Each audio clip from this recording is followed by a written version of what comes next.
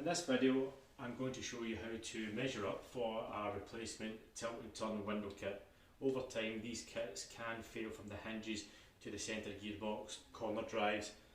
So simply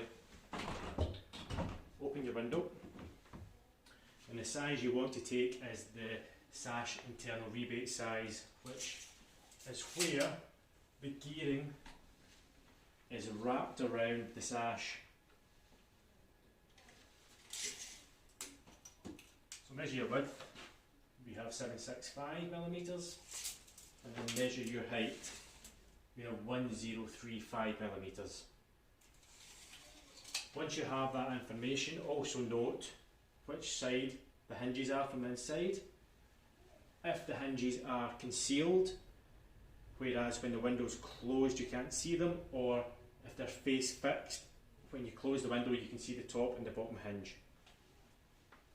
If your window is stuck shut and you can't open it, simply measure the width and height of the sash and deduct 40 to 50mm, and that should give you plenty of tolerance for when your kit arrives to cut and fit.